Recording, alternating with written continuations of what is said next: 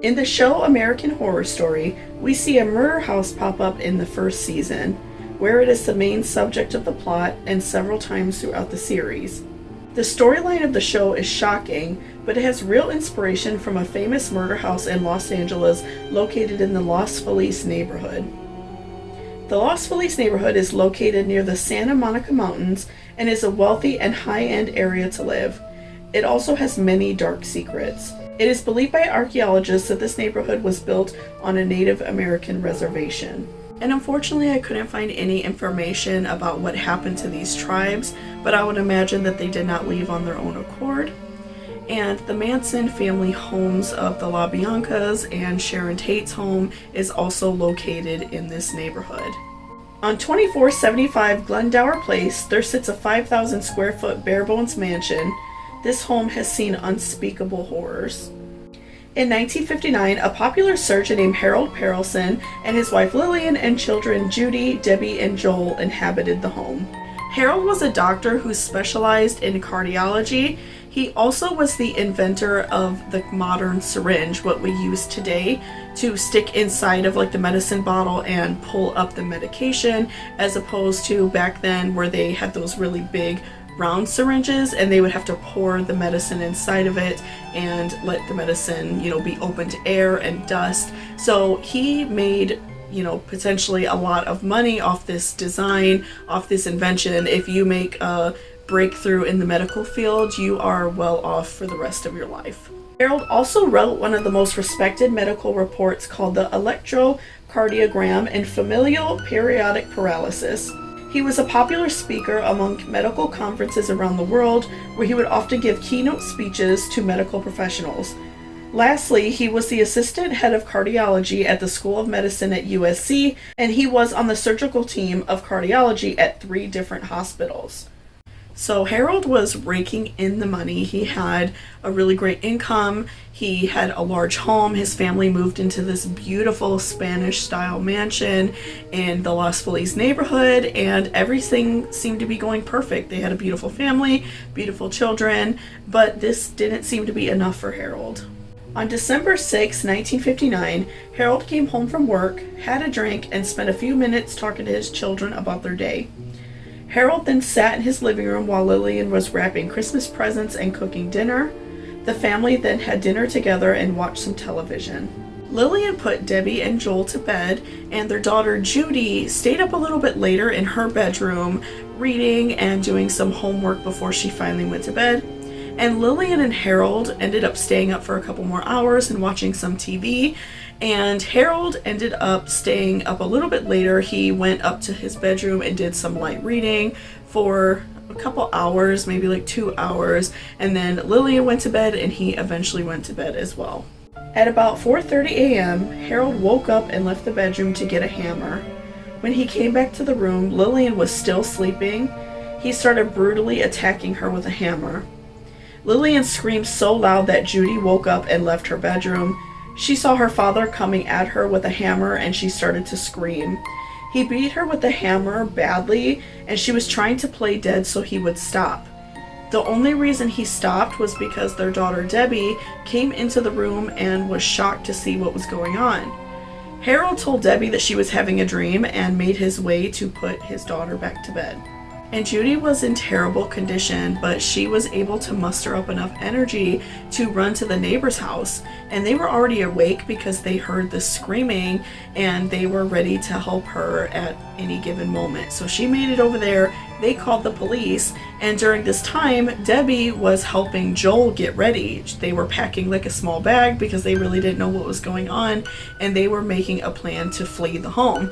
And Harold was locking himself in a room, and so they made an attempt to get out of the home as well, but the police arrived and let them know that everything was okay.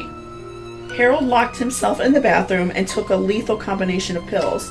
Because he was a doctor, he knew exactly what would kill him. He ended up overdosing due to a lethal combination of barbiturates and several other pills. When Lillian's autopsy took place, the coroner was able to discover that her eyes were bloodshot. This means that Lillian died of asphyxiation or drowning in her own blood. When a search was conducted of the home, police found a copy of The Divine Comedy by Dante Alighieri on Harold's nightstand. The book was open to a page that said, quote, "Midway upon the journey of our life, I found within myself a forest dark, for the straightforward path had been lost," end quote.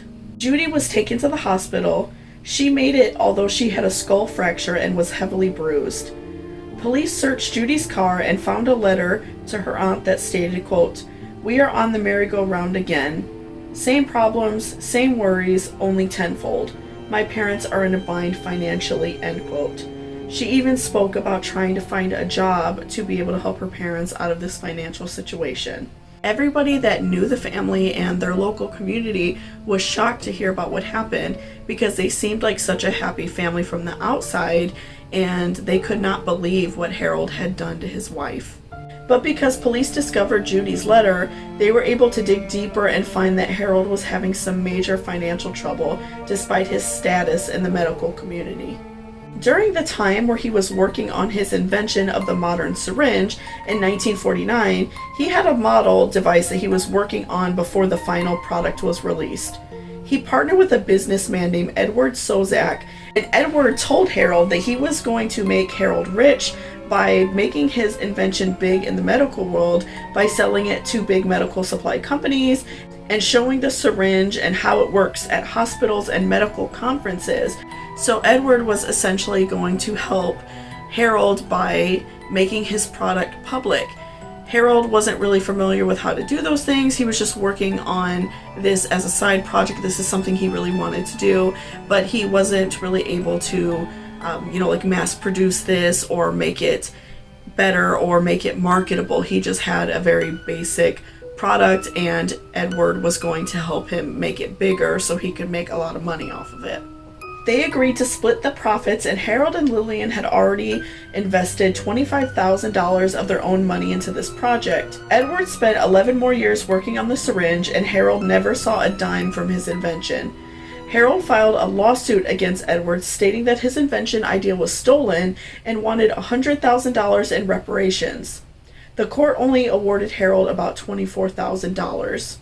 Investigators believe that Harold was under a tremendous amount of pressure due to his financial issues and he just snapped. Others believe that Harold did not want his family to live in poverty, so he would rather murder them instead.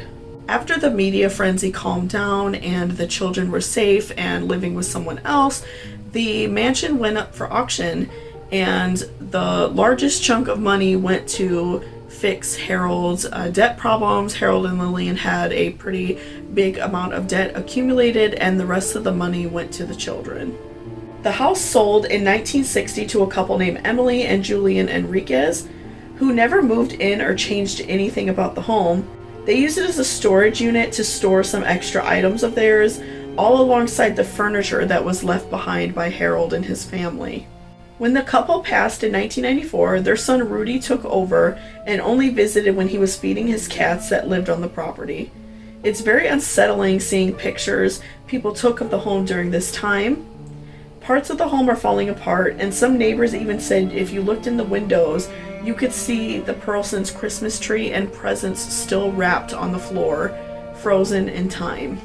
The neighbors put in a complaint with the city that the house was starting to be a dangerous hangout for drug dealers and prostitutes. They would often see homeless people sleeping in the backyard as well. The house is also reported as being haunted as well, and people have reported seeing orbs inside of the home, and ghost hunters have claimed to see Lillian and other people looking outside of the windows and just hearing loud noises and hearing people talking in the home, and then when they turn around, there's nobody there. The house was put back on the market in 2016 and sold for $2.3 million. The home needs some serious work and is now basically just a skeleton. All of the original walls and floors have been taken out, and it is just sitting there. And it doesn't really seem like there's a lot of information about the children. I'm assuming that they were, very heavily protected because this was a very high-profile case, and it still is, especially because we don't really know why Harold did this. So, I believe that they probably changed their names because, we don't know what really happened to them. Although I did read on a few websites that it's believed that the children lived with family, like lived with an aunt most likely, and were able to change their names and just move on from their life and not be tied to their father's heinous act. So what do you all think about this case? Do you think Harold just snapped, or do you think he was evil, or the house was evil? I always find it really terrifying when, you know, a family seems happy and great and then all of a sudden somebody snaps.